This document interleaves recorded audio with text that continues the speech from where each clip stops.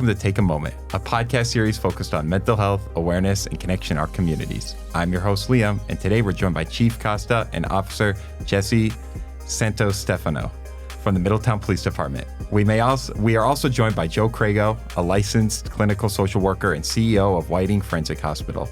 Together, we're talking about stress, substance use, and community response all intersect, and how collaboration plays a key role in supporting public safety and wellness. To begin, I'll just let everyone introduce ourselves around the table. Great. We'll start with. Yeah, my name's Eric Costa. I'm the Chief of Police here in the city of Middletown. I am Officer Jesse Santostefano, and I am the Community Outreach Officer. Hi, good afternoon. I'm Joe Crego. I'm the CEO of Whiting Forensic Hospital. So, Chief, we've talked about policing not just as law enforcement, but as community service. What does this shift in mindset look like in practice?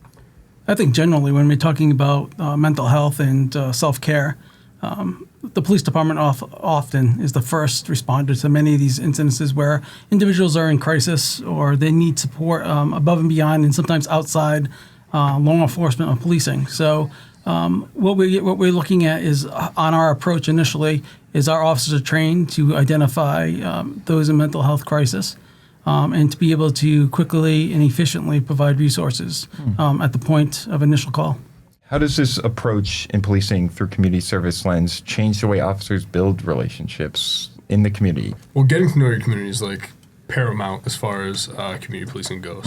So establishing a rapport with the people you're going to be dealing with on a daily basis. With the Middletown community, we have Main Street. It's always booming downtown, always people, and a lot of community remains the same over the years. Yeah. So kind of understanding a baseline of where people are at in your community, getting to know them, even if it has nothing to do with law enforcement, and it's just building that rapport, asking them how they're doing. You get a baseline for the mental health that's going on in your community. And from that, you move on. You can tell differences in their everyday life, what they're struggling with, whether it's addiction, mental health. You notice these differences and be able to address them. Yeah, treat them as individual cases, like everyone has their own. Absolutely. Yeah. And we've got Middletown, we're lucky. We have so many resources and services that we can act as like a directive to get people where they need to go. Yeah, that is wonderful. Now, for Joe, from the behavioral health side, what does it mean when law enforcement takes a community-centered approach? Like, to you, what does that look like, and how does that affect the people that you help? I think the effect and impact is tremendous. Just to see officers arrive on scene and be viewed by the individual that might be in a crisis in that moment as a resource, as a help, as a way to get the assistance that they might be needing. A lot of the officers here in Middletown were very, very fortunate in this area that the body of knowledge that they have themselves as far as what's available to these potential individuals that might need to be in a psychiatric setting, perhaps an emergency room or something like that, and just knowing that the officer that's arriving has that information with them, and it's not going to be what may have been at one point the mindset of just getting them off the street. Now it's about getting them help. It's getting them assistance. And I think that continues to build in the community partnership between the community and law enforcement, which continues to further and improve that paradigm that exists in the community. So it's really not a night and day difference. Yeah. How did your agencies and department work together? Like all of you guys, like for Joe and Chief Costa, the police department, like how do these work together, and what does good collaboration really look like for you guys? I think it's, listening to you, the questions that were earlier asked of Officer Santostefano and Mr. Greco, is that the collaboration between all three entities, from command staff of the Middletown Police Department and then the officer enacting, responses, and then the after of support of the specialized services. That's what we call our River Valley Service Partners, CVH Hospital as a facility, and then Whiting as a resource as well. When officers in departments work together and go to a secondary outreach of another agency for support, it builds our response knowledge and front loads information for us. So when we are dealing with people initially, we know how to go about bringing that person to the right resource right away. And it's not as smooth as it sounds. No. It's sometimes it does take, there are hurdles that we are not, so a lot of it's socioeconomic too. Yeah. People don't have the insurances or don't realize that they have those type of services provided to them by the state and federal government. So we embedded some caseworkers as well to support some of our officers in response to this, which aren't law enforcement type calls. They're not in our lane. So our job as law enforcement or as policing is to identify those non-law enforcement matters and to provide them with people that specialize in the things that they truly need. And the faster, what we're finding, the faster we provide those type of resources, the less of a recall or recidivism to calls of service because they know where to go when they start to get into trouble. So it works out well. So for Jesse, have you ever seen a call where you've had to involve a social worker in a sort of thing, like you show up and it's not really your exact jurisdiction or not something that you would handle directly? Like, what's that process like for you? Sure. So every single day, multiple times a day.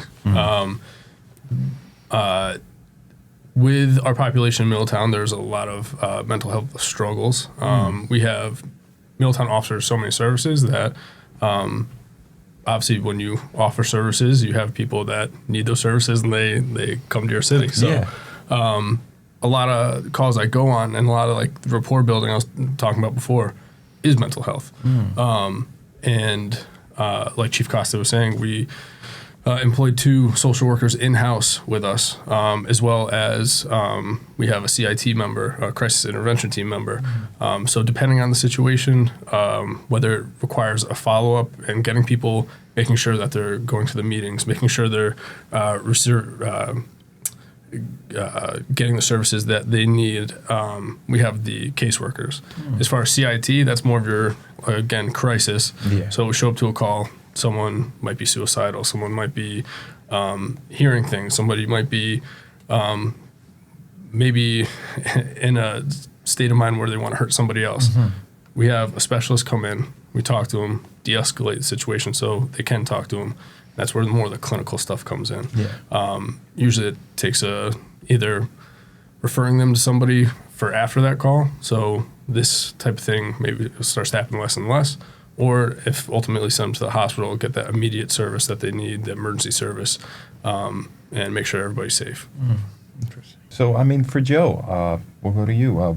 What does good collaboration and practice look like between law enforcement and like your establishment? Like, what does that look like? What's good collaboration? So I think good collaboration in any area is good communication, right? It's understanding the needs of both sides. It's through the police are out there 24/7. They know the community. They know it well. Oftentimes they know history behind a patient, and their communication back and forth between the crisis intervention worker, if the police are aware of history with that individual in the past, may help that crisis intervention worker in the moment, and vice versa. So it's ongoing collaborative work, and it's ongoing communication between the law enforcement agency and the clinician that might be going out for crisis work.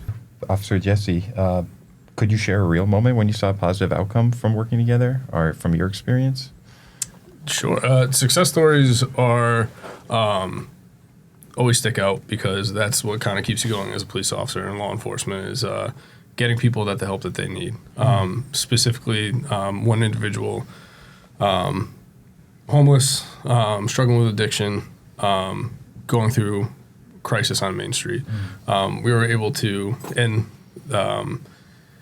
some conflict happened between him and somebody else in the community, and we're called. We make the initial point of contact. Like I said before, building that rapport. I knew him. Building that trust, and by me knowing him, he accepts the kind of help that I'm trying to offer him. Yeah. So when we bring in somebody from CIT in this particular instance, he comes in, he's more open to the fact that we're there to help. We're not there to get him in trouble. We're not there to penalize him for going through a struggle. But CIT came in, talked him into getting some help. From there, we did the follow-up services, and he is no longer homeless and no longer struggling with substances. Doesn't happen every single day, a success story like that, where everything turns out every turn of the road where it's a success. But in that particular thing, all the services working together. Yeah, and like you said, it was because you knew this individual prior, and you were able to. It wasn't like he saw you arrive. I feel like there's a world where you see the badge, right? But instead, he sees the individual. He sees somebody that he knows, and that allows for more positive outcome. And that's Yeah, that's amazing. And that's the huge thing about community policing. It's building that trust, building that rapport.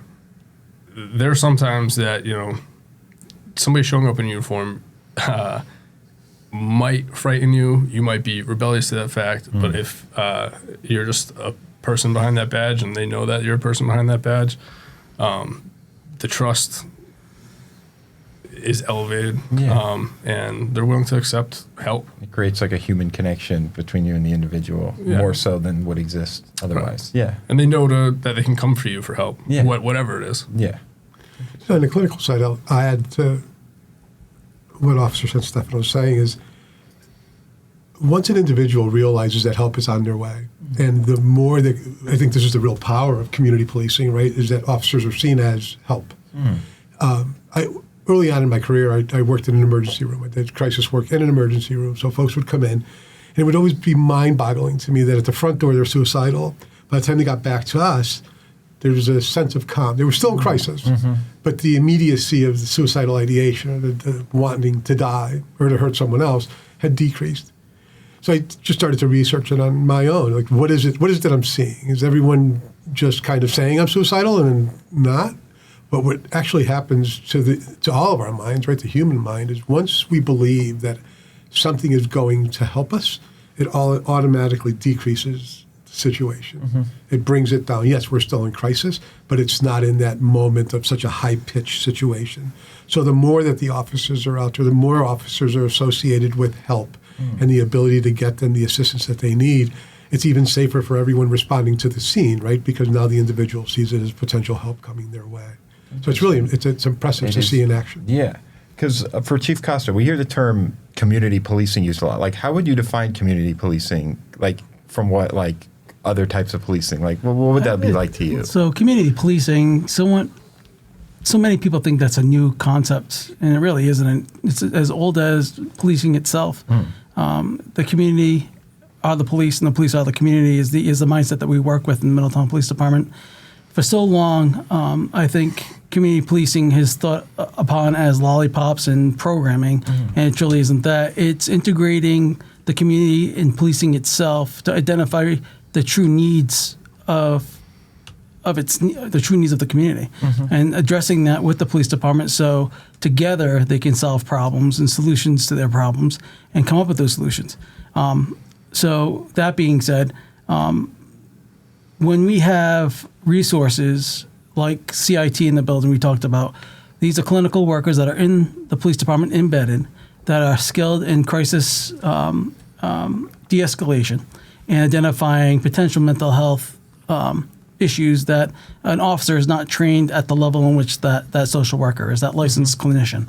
What's happened is that's built just because of the partnership, has built a knowledge within the police department with interactions between the two collaborations, and has made our officers more knowledgeable, more efficient, more effective in policing independently of the CIT worker. And then vice versa, the CIT worker understands that we have to keep the community safe, and not every avenue is to bringing someone to the jailhouse or bringing them to the courthouse to be accountable for the things they've done wrong. Those things do happen, but we're finding that those are tending downward. We had an 18% reduction in crime rate. It's because of our ability of being the guardian mindset, being approachable as police officers to our community, and addressing the needs that they're asking us to address, instead of trying to say, no, we're going to address things that we feel are necessary. And that's not how it works. That's not how policing works. No. And mental health is a perfect example of that. The community says we're struggling mental health-wise.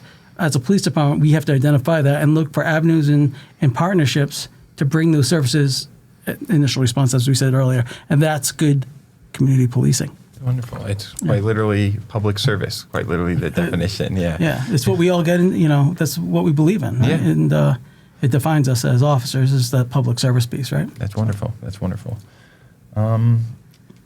So, I mean, it's a little heavy, but I'll start with Jesse. What are some of the challenging parts of responding to these situations, and like what works well, like in like de-escalation for you, or however you handle a situation like a mental health crisis? Listening. Yeah. Listening helps.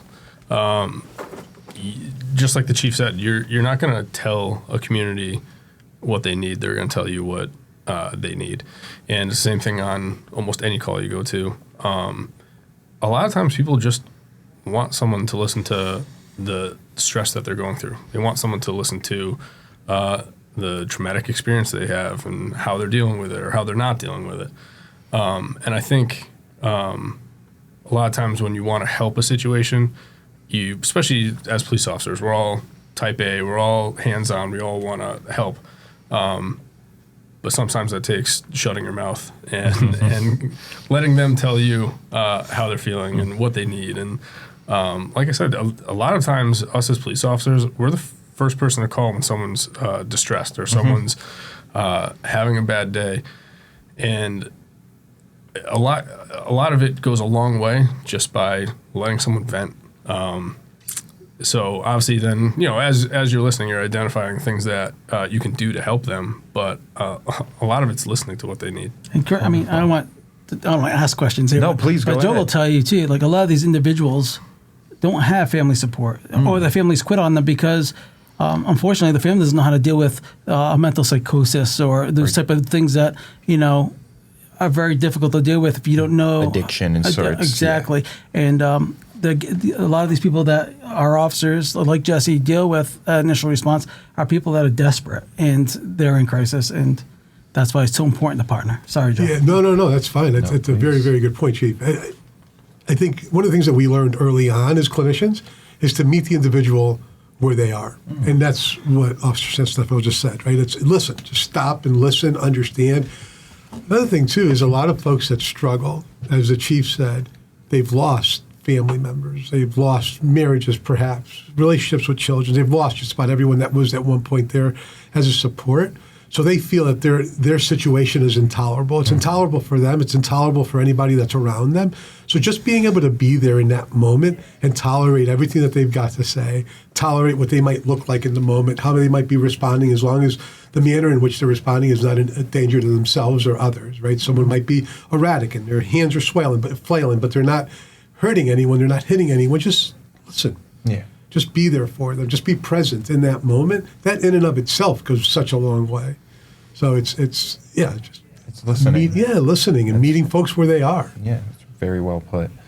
So, just for everyone at the table, I will start with the chief. What kind of message do you want to send to community members who might be afraid to ask for help? Like, if you had to tell everyone right now, like, what would you want to say? Like, I want to get out there that the Middletown Police Department is there for them when they're in the most need. And that making a phone call to the police department is not a sign of discipline or authority, but a sign of service and of help. Mm-hmm. And I think that's what we're trying to promote here with this mental health awareness, and to be able to work out a partnership or a trust to the community that we're going to be there when we're needed, and to provide them the services they need to get them to whether it's a partner in the community or even to the emergency room, where we're going to be there to help them out. I see. Yeah, sure. Honestly, completely agree with everything Chief says. We're here to help. That's why every single person gets, puts up the right hand and swears to serve the community, puts on the uniform every day. But just on two personal notes, and Joe, you can tell me if these are old stats, but I think the brain only processes 2 to 3 seconds at a time.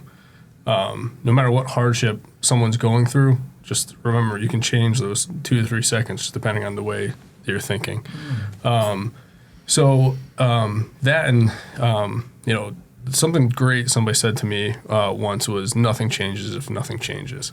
So in those struggles that you have, be a self-advocate, whether it's calling the police to come help you out finally because you want the help, talking to somebody that that you trust, or just reaching out for professional help. Mm-hmm. Okay. Yeah, I'd just like to add for folks that reaching out for help isn't a sign of weakness. It's actually a sign of strength, right? To be able to be vulnerable enough to say, I'm going through a tough time here. I need assistance. I'm going to reach out to the police because that's who I know to call. It's really a sign of strength. Just trying to swallow it down and plow through it through some maladaptive skills, be that drinking or drugging or whatever it might be. That's not the strong part, right? It's. I'm not going to say it's a weakness either, because it's addiction and it's mental illness, but it really reaching out for help is definitely a sign of strength. So as police officers, like if someone was struggling with like suicidal thoughts or major, who would you say to call? Would you say to call 911 or? We have a lot of options here in the state of Connecticut. We have 211, we have 988, which would be what you're asking for suicidal ideations. And at the very least, 911 would be something that's really definitely getting services coming. So, I mean, just for everybody, what's the value of campaigns like this? Like, what do you see the purpose of this conversation we're having right now, too? Like, what's... This is society evolving. And This is a good thing for all of us. I don't think it's a police thing or a mental health thing. I think it's an us thing. I think that communities, not just Middletown, but I think across Connecticut and the region, that we have to do a better job of, to bring up what Joe had said, of communicating. Because I think we have a lot of smart people. We're just not utilizing them as much as we should be. And I think our citizens would be appreciative of getting the services that they deserve and rightfully that they pay for. Yeah. And I think we have the talent here in the city of Middletown to provide those things. So I'm very excited about it. Wonderful, wonderful. Jesse? I mean, I think it has been more prevalent, more in the forefront since the, obviously, 2020 pandemic. The importance of talking, the importance of reaching out. Mental health takes a hit every single day on whatever comes at you. There's a ton of stressors in life. But the importance is just talking through it, knowing what resources are available to you, knowing who to reach out to, and that you can reach out. I think that's important. Good job. Yeah, no, just I think seeing what's happening here in Middletown and being a part of what's happening here in Middletown is really exciting. And for me, as a clinician who's been involved on this crisis side, and now at Whiting, a very different end of the spectrum, but still, it's exciting to see what's happening, and I'd love to see this spread throughout the state, obviously, and throughout the country. But I think that the collaboration that exists here in Middletown, a lot of that has to do with Chief Costa's leadership. Is really it's awesome for the community. It's awesome for the folks that are out in the community who struggle with mental health and addiction on a regular basis. But we're all human beings, right? So I think something for everyone to remember is that no one is, at such a stage in life where they can't reach out for help, because we all struggle with something at some time, and it's okay to reach out for the help when you need it. Nice. All right. Well, I want to thank you all for being here today. This has been wonderful, very informative. If someone you know is struggling, support is available. You are not alone. We invite you to join us at Harbor Park on May 3rd, where the Take a Moment campaign will bring together community leaders, resources, and messages of hope and connection. Until next time, take care and take a moment when you need it.